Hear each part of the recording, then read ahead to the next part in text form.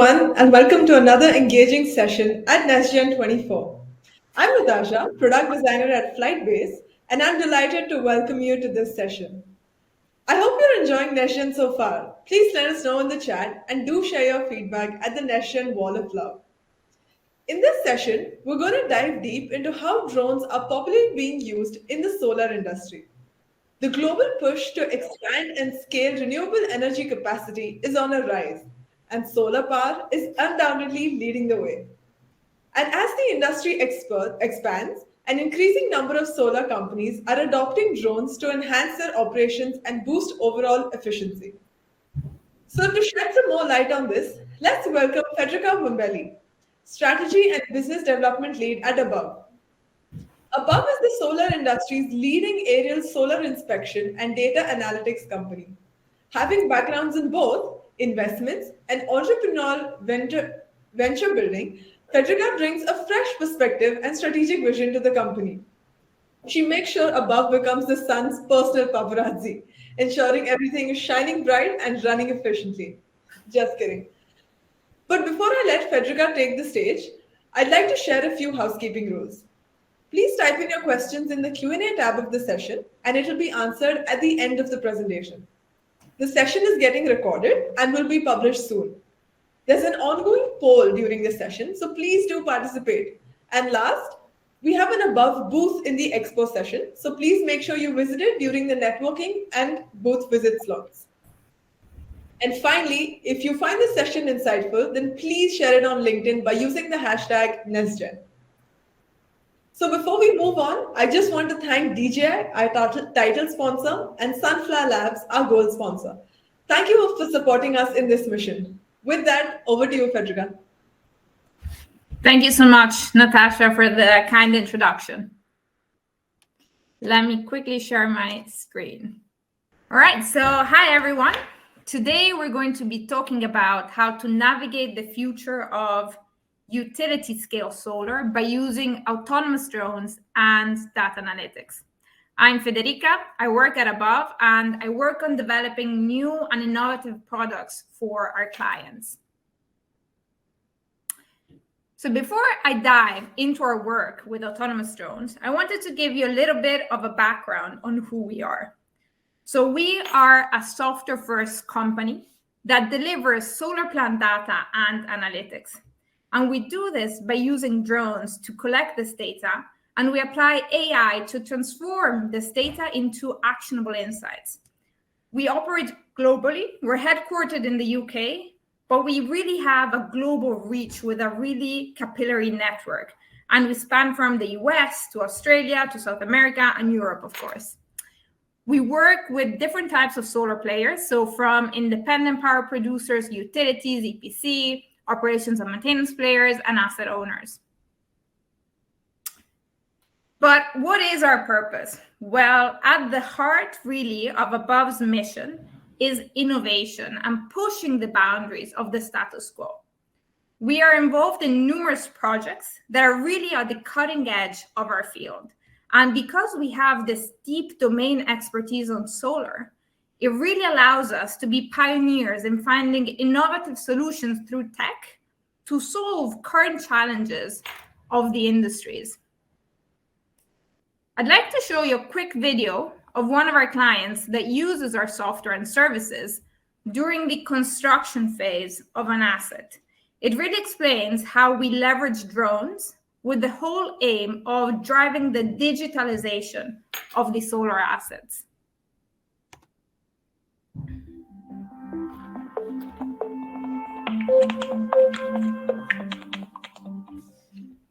Using the digital construction management that actually Above provides, what are the benefits that you are seeing from using this service? First and foremost benefit, I mean, it's again about the digital attendance that I mentioned also previously, and then it's a very good way of an independent and very close supervision of the construction companies on site. You can measure relative easily both progress of construction but also quality of construction without having to walk along the newly erected mounting structures every day. And we start taking data and recording data. If you want, you can call it the digital life cycle record of the plants from the very beginning, from the day the first pile is rammed into the ground and the first modules are mounted, the first cables are connected. And you can easily also assign tickets to individual observations to individual people, so that the electrician checks if it seems that some cables are not mounted as they should, or if some mechanical structures are not aligned, then it's maybe another subcontractor that needs to look after that. So it's just a very accurate way of monitoring the progress in construction.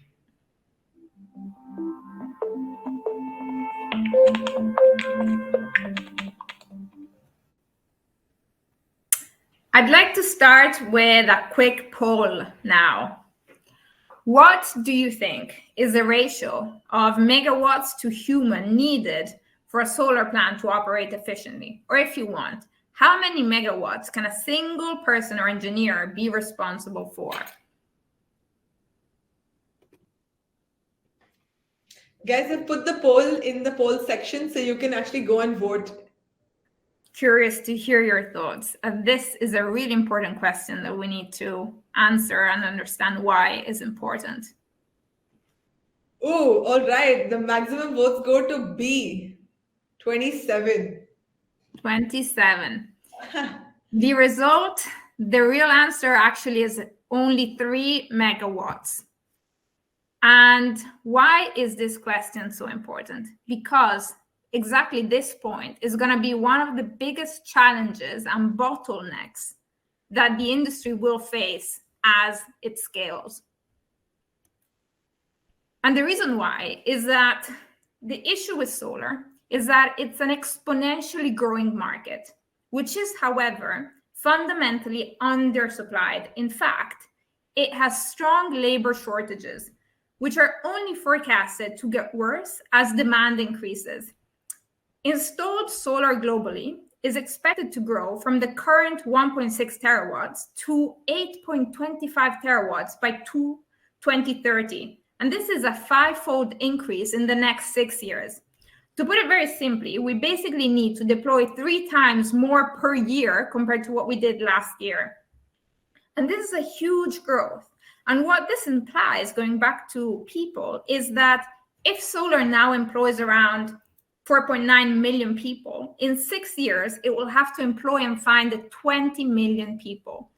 And this is a really big amount in an industry that is already undersupplied.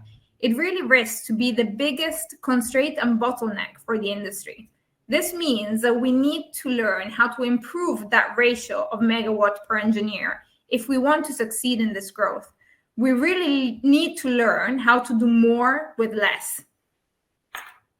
And what's more, to aggravate the situation, is that solar companies are expanding globally, meaning standardization and quality assurance is really harder to deliver. These plants are getting bigger, and it means that it will be very hard for the engineers on site to be everywhere at all times. Technology is also constantly evolving, meaning the complexity of the project has increased, along with higher costs and thinner margins. The good thing is, however, that recent tech advances, especially in the drone space, have brought us to an inflection point of what this tech can do. Autonomous drones in utility scale solar means that we can now have a resident drone that is always on site in its own charging box. What we do at Above then is, together with cutting-edge imaging technology and our proprietary AI, we analyze all this data. And by doing this, we can really revolutionize the construction, maintenance, and the inspection of solar farms. And this is because we're basically unlocking a new way of doing operations. Currently, whenever we run an inspection, we have to send out a very expensive pilot to site. However, a resident drone breaks this business model because every marginal mission that we run, the cost of this extra mission is infinitely small compared to having to send a classic pilot there. Meaning it will really unleash a new way of doing inspection, of the type of inspections we do and the type of data that we collect that before we couldn't even consider because it was not financially interesting to do so.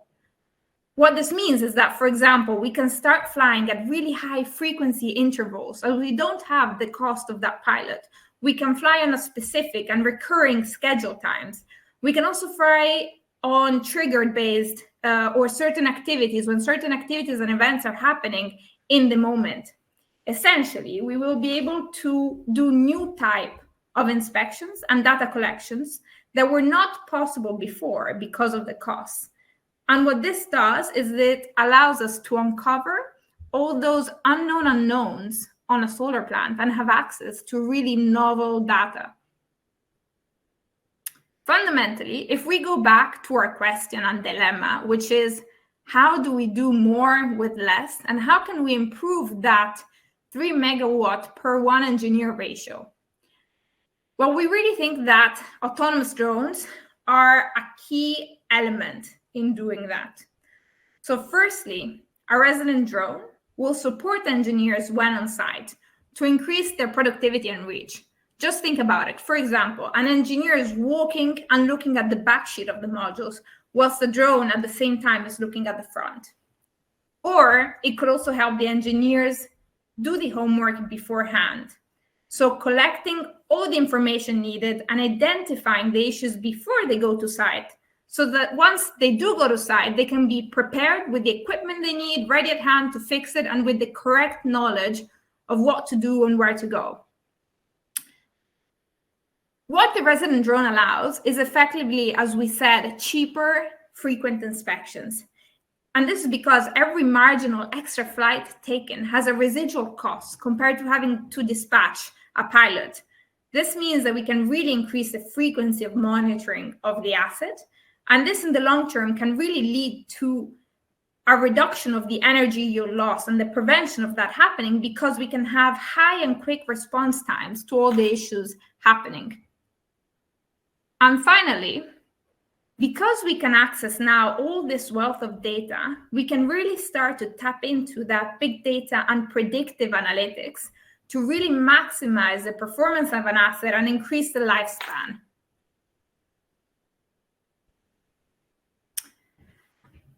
So by putting all these pieces together, we're developing an autonomous drone service that allows our players to win in an undersupplied market.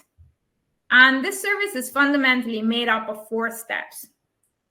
First off is the creation of a digital twin of the plant. Here, all components and their electrical hierarchies are defined and put into our software. Second, thanks to the knowledge of this digital twin, which is a digitalization of the asset, we can really design all these missions to perform very specific tasks around certain components and areas. Thirdly, there is the deployment of the resident drone to collect all this data that we need. And fourthly, the most important step is all the data that we collect is reported back and pinpointed in the digital twin of the plant and our software. And we analyze all the data that comes in. Without the analysis, our clients really risk of being overwhelmed by the amount of data that they can get. What we really want to do is distill all the noise that comes in and really provide them with only actionable insights about what is actually going on. As above, we can operate throughout all the life cycle of the plant. So from the development phases to construction, the commissioning and the operations of an asset.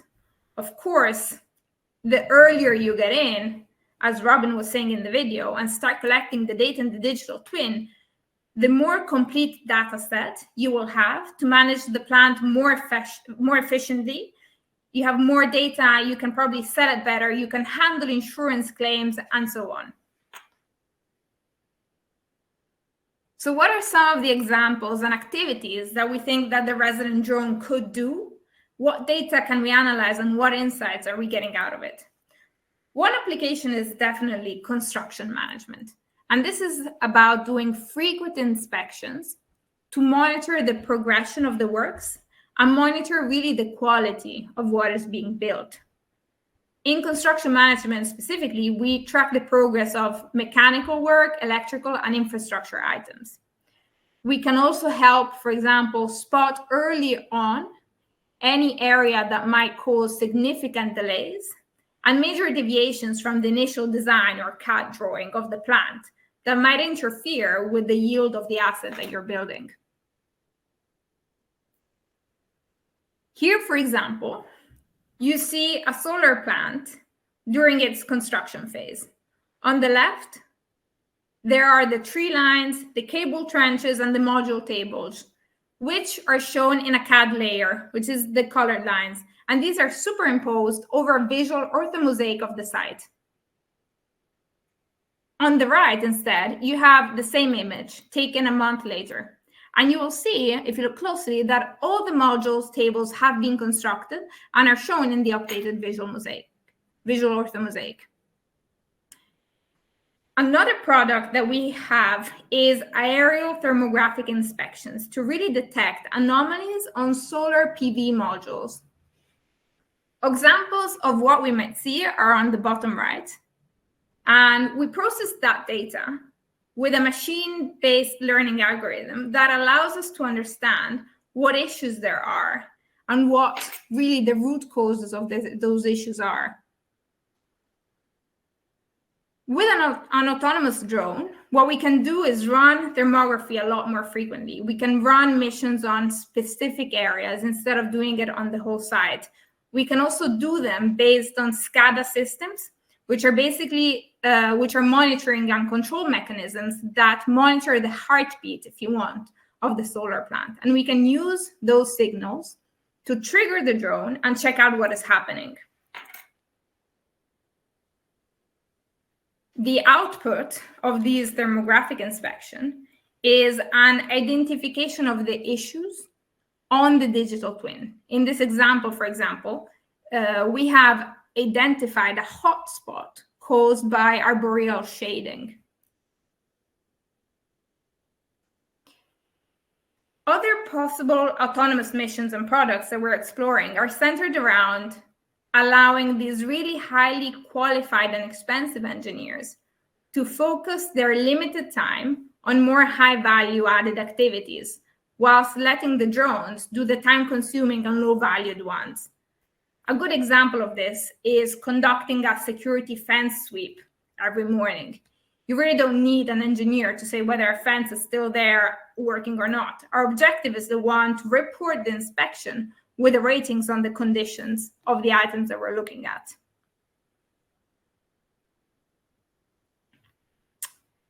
Similarly, we could use the resident drone for specific visual missions. In the case here, you see that we run a mission to check on a beehive's condition. And this is just an example of various vision inspections that the engineers need to do or personnel needs to do, which don't actually require their highly value, their skills, right? Their time is very limited and so stretched. We're really designing new missions that allows them to focus and prioritize on what actually matters most. The whole idea is that the resident drone unlocks a new array of visual inspections, like checking the fence or the beehive, or helping with the greenkeeping, or after modules or before the modules have been cleaned. Before the arrival of the autonomous drones, all these missions were not possible because of the high cost of having to send there a pilot. What we aim to do is report all this information back in our digital twin, in our platform, to really pinpoint, as you see, the exact location and also time intervals and how this changes throughout time, with annotations of what actually is happening. What we're really creating is a live dynamic passport of the asset itself.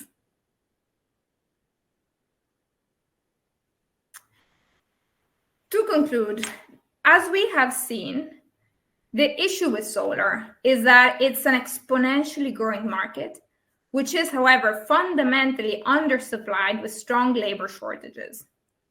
The aim of our solution is really the one of optimizing resources by reducing labor costs and improving that megawatt to human ratio. We want to increase the energy yield of a plant by providing real-time data-driven insights. And we want to bring together all the data into the digital twin to really provide a comprehensible and consistent data set that then allows us to tap into that predictive analytics to really maximize the performance of an asset and increase its longevity. And we can do this now because the autonomous drone allows us to collect a lot more data on the conditions of a solar plant that were not financially accessible before. We can really uncover those unknown unknowns. Thanks a lot for listening. Please feel free to reach out if you want to chat some more on this topic, and I'd be really happy to take some questions now. Yeah, thanks, Federica, for sharing these insights. I'm sure it'll be much beneficial to our audience who are in the solar industry. We would now like to open the house for a round of Q&A. So everyone, you can go to the Q&A tab and you can ask away. Right, so we do have a few questions. Right, the first one says, what proportion of the high frequency faults at the solar farms can be detected through Above's approach? As drones can only collect data from the sky, is that a significant drawback of that approach? So how do you solve this for inspecting electronic components like laid out wires, etc.? Yes, thank you for the question. So our solution, as I was mentioning in the construction management, what we really aim to do is that the digital twin that we have really shows all the components and also the electrical hierarchies down to string level monitoring. So we can show throughout the CAD designs what the deviations have been, and we really focus on measuring deviations that can really, let's say, impact on the quality of what is being built. So what is really important for us is to track the progress of the work that has been done on a site. And as I was saying, what we do now is that we send pilots to site, right? But the inspections only take place at certain intervals. But with a resonant drone, what this can now allow is that you can do it a lot more frequently, so you don't risk in missing out important steps in between, because you can have much more real-time information coming in, and you don't risk missing out any important steps during the construction project. Right, thanks. So we have another one. How are you going to understand what new type of activities or missions should be done on a solar site? Yes, so this is an interesting question. What we have done is we've just launched an autonomous drone lab as part of our innovative projects.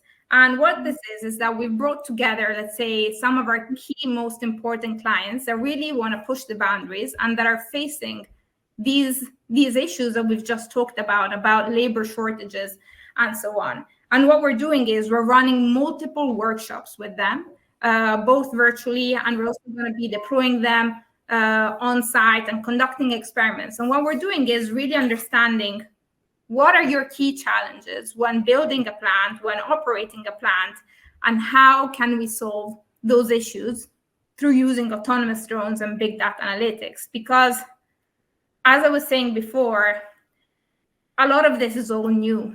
What has been happening in solar so far has been very limited because of the costs associated to doing all these new activities. But the autonomous drone, there is so much that can be done, so much data that we can really get out. So what we do is we run workshops, we really dig down on root causes and issues that our clients have we're running an asset. And we then, what we do is that we distill them down on new type of products that can come out of this.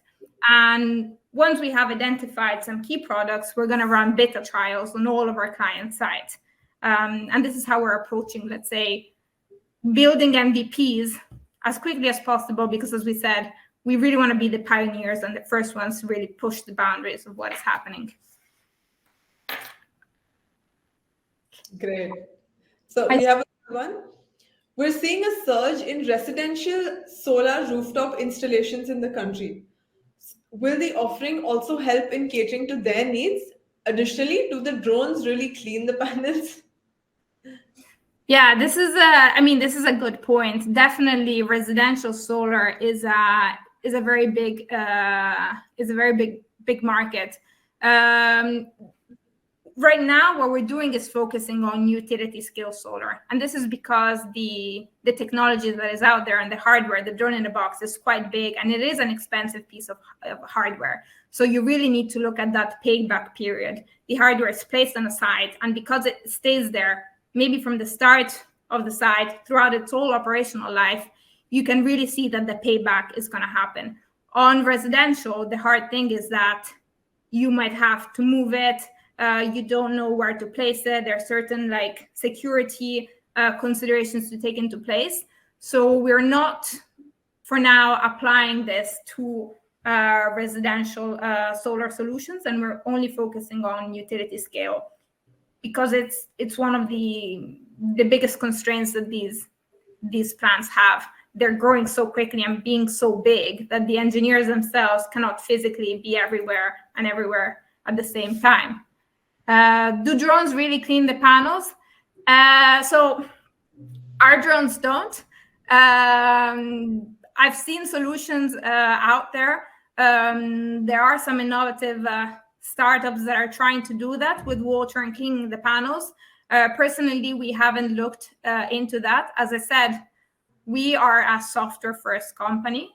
So what we really want to do is allow our clients to have as much varied data, but insightful data that tells them information about what to do, what to prioritize, and when, and then they can act upon it. So we leave the operations to other players in the market. Okay. And there's another one. What are the type of missions that you think are going to emerge and be important? Yes. So the missions that are gonna emerge, I think, are gonna be really centered around what is an engineer doing that he shouldn't be doing because it doesn't, let's say, fit in his highly qualified skills. They're highly educated people, and they're also expensive resources for the company themselves. So, for example, doing a fence sweep, which has to be done frequently, is really not adding any value, and it's wasting this person's time. So I really think that a lot of the ideas that we've seen out there is doing those repetitive tasks at high frequency intervals that really do not add any value. And also, it's a lot about preparing beforehand the engineers. So missions that will allow the engineer, once they go on site, maybe to reduce the times they go to site, because they can bundle in all together a lot of, let's say, activities they need to do in one day, because they can go there prepared with all the information that they have and all the knowledge on how to fix it and where, especially because these assets are huge. But a digital twin can really help them in being a lot more productive when at site. Good. Okay, let's take one last question. What do you think is going to be the most valuable part of your new autonomous solution? So definitely the most important part is number 4. So the analysis of the collected data. This is because, as I was saying, we can do a lot more inspections at higher frequency, right? But this means that our clients will be bombarded by images, bombarded by data, and they're already scarce in their time and how they manage these assets, that they will really not have time to go through all this. So we've had our clients being like, we really want this, but we don't know what to do with it. It's too much to handle. So what we're going to do is analyze this data, apply AI to all this imagery to tell them exactly what is it saying. For example, if we do a fence sweep, there's no use showing them 100 pictures every day of this fence. We're just going to produce a report using AI that says there's no new changes. The fence is still the same exactly as the day before. So we really want to delete all this noise around all this huge amounts of data that can come in to make their life easier. This is essentially our job, and the highest value out of our solution is really getting all these images, because if not, they're just flying images of a plant, and telling them what they are saying in a very succinct, quick, and immediate way that they can react to. Okay, thanks, Federica. Right, so I think we're done with the Q&A. Federica, would you like to share any closing thoughts? No, it was great to be here. Thanks a lot for inviting us. It's a great event, and yeah, please feel free to reach out if you want to continue chatting. I'd be happy to. And other than that, hope you have a lovely weekend. Right. So moving on, I just wanted to tell everybody that we have launched the nestgen community, an exclusive invite-only community for all the drone autonomy enthusiasts. So please find the form in the chat window and you can join the waitlist. So that's it. Thanks everyone for joining us today. Hope you're having a great time at nestgen. That being said, we have multiple upcoming sessions. So please go to the sessions tab and stay tuned. See you there. Bye-bye.